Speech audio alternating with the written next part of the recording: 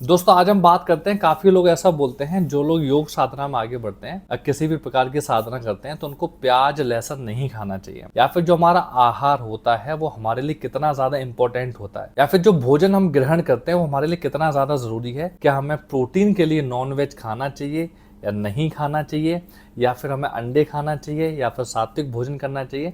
आज हम देखते हैं कि योग की दृष्टि से, या फिर योग या फिर हमारा पुरातन सनातन इसके बारे में क्या बताता है कि इंसान को कैसा आहार ग्रहण करना चाहिए। देखिए, आहार के बारे में सबसे पहली चर्चा हमें अगर देखने को मिलती है तो वो मिलती है श्रीमद् भगवत गीता में, जिसमें भगवान श्री कृष्ण अर्जुन को बताते हैं कि युक्ताहारस्य विहारस्य युक्त चेष्टस्य कर्मसु युक्त सपना वो बोधस्य योगो भवति दुःखः। इसका मतलब है कि जब वो बताता है कि जो इंसान युक्त आहार करता है, लिमिटेड भोजन करता है, सही तरीके का भोजन करता है, युक्त विहार करता है, अपने कर्म लिमिटेड करता है, सोना जागना सारी चीजें लिमिटेड मात्रा में करता है, तो ऐसे इंसान का जो योग होता है वो समस्त प्रकार के दुखों का नाश करने वाला होता है, दुखों को हरने वाला होता है। अब आखिर ऐसा क्यों है? भोजन के बारे में देखिए, भोजन का जो अगर मूल उद्देश्य है वो है हमें ऊर्जा प्रदान करना।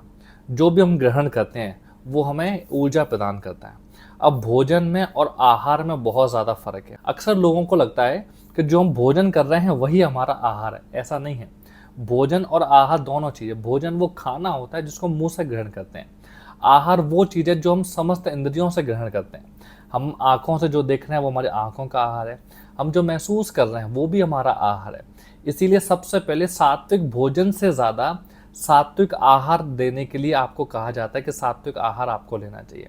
अब रही बात आज के समय पे भी, जब साइंस इतनी ज़्यादा डेवलप है, तो ये मानते हैं कि बहुत ज़्यादा मिर्च मसाले, बहुत ज़्यादा नॉनवेज खाने से, या फिर यूँ कहें प्याज और लहसुन खाने से हमारे शरीर का जो हाइपोथैलेमस है वो बहुत ज़्यादा एक्टिव हो जाता है। अब हाइपोथैलेमस हमारे दिमाग का आगे वाला हिस्सा होता है जो हमें उत्तेजना महसूस कराता है, जो हमारे अंदर कामुकता पैदा करता है, जो बहुत ज़्यादा हाई एनर्जी हमारे अंदर बढ़ाता है। इसीलिए योग साधना में कहा जाता है कि इन सब चीज़ों की हमें आवश्यकता नहीं है। हमें अपने दिमाग को शांत करना है, हमें अपनी वासनाओं को कंट्रोल करना है। इसीलिए लहसुन और प्याज को वर्जित कहा गया है। और सिर्फ लहसुन और प्याज को नहीं, बल्कि वो समस्त भोजन जो तामसिक गुण के हैं, वो समस्त भोजन जो राजसिक गुण के हैं, जो आपके शरीर में उत्तेजना पैदा करते हैं, जो कामुकता पैदा करते हैं, ऐसे भोजन को वर्जित बताया गया है। अब भोजन होना कैसे चाहिए? चलो ये सब हमने बात मान ली कि हमारा आहार ऐसा होना चाहिए, हमें प्याज लहसुन नहीं खाना है, हमें नॉनवेज नहीं खाना है।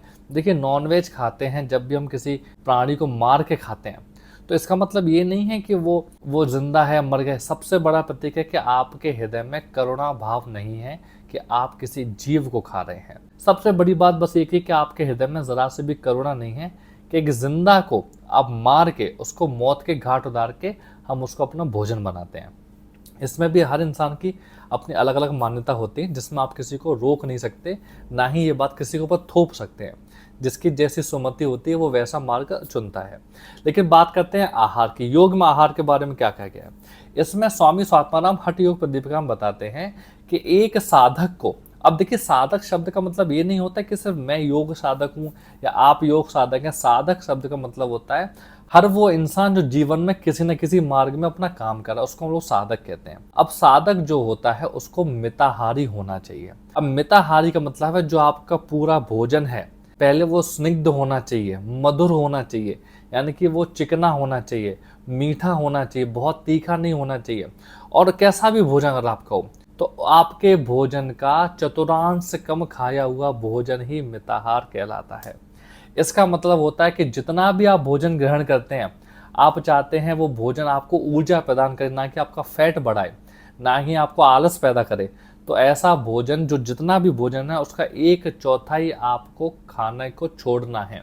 यानी कि अगर आपका पेट के हम 4 हिस्से करें तो आपको आधा हिस्सा भोजन से भरना है, आधा हिस्सा पानी से भरना है और आधा हिस्सा हवा के लिए छोड़ देना है। इसके साथ में स्वामी स्वात्मानंद बड़ी खूबसूरत चीज बताते हैं कि मिताहार के साथ साथ कि भोजन जो है वो शिव संप्रियते होना चाहिए।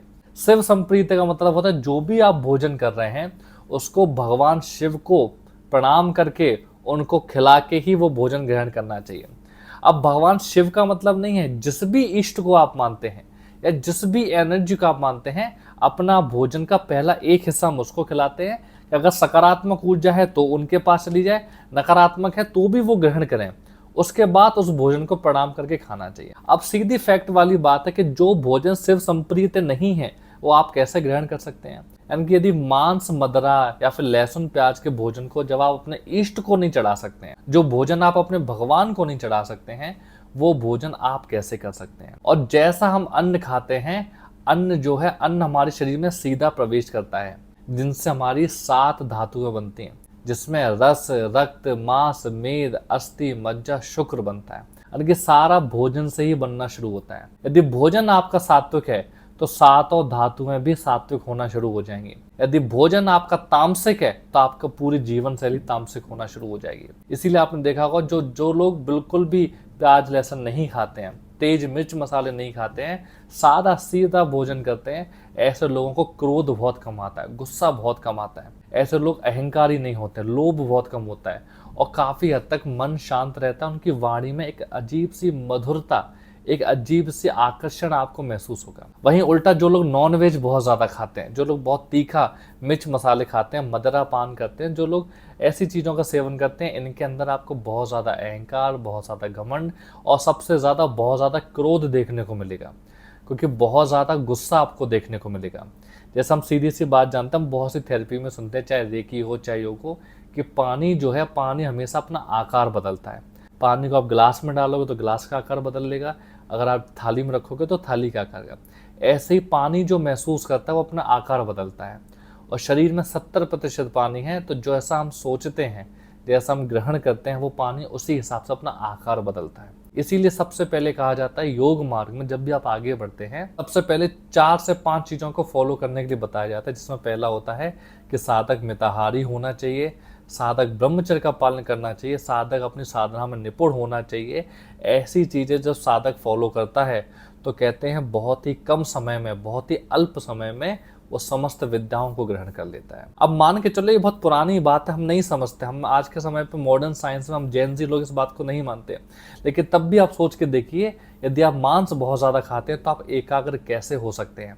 यदि आप बहुत ज़्यादा सुरापान करते हैं, शराब पीते हैं, तो आप भक्ति में नहीं जा सकते।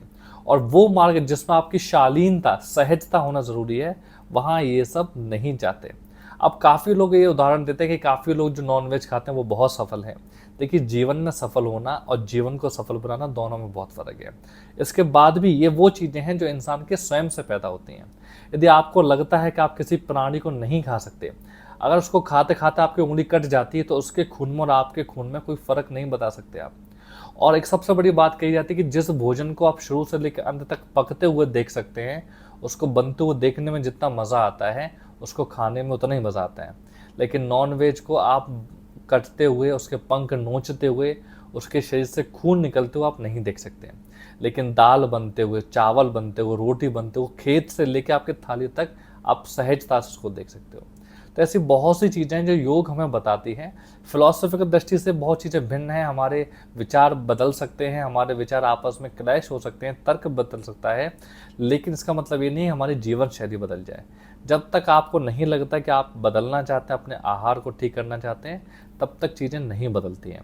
वही बात भगवान श्री कृष्ण कहते हैं, युक्ताहारस्य विहारस्य युक्त चेष्टस्य कर्मसु युक्त स्वप्नवो बोधस्य योगो भवति दुःखः। ये सारी चीज़ें का जो योग है वो दुखों को हरने वाला होता है। तो ऐसे ही विषयों पे हम बात करते हैं हमेशा। अगर आपको कोई सवाल है तो आप कमेंट सेक्शन में हमसे पूछ सकते हैं। हम मिलेंगे जल्दी नए विषय के साथ कि आखिर एंशिएंट योग में या पुराने सनातन हमारे वेदों में कैसी कैसी बातें कही हैं जिनको हम सरल भाषा में आपके साथ साझा करते हैं। मिलेंगे नई वीडियो में नए विषय के साथ। तब तक अपना ध्यान रखिए और लगातार योग अभ्यास कीजिए। आप सभी का बहुत बहुत धन्यवाद। हर हर महादेव।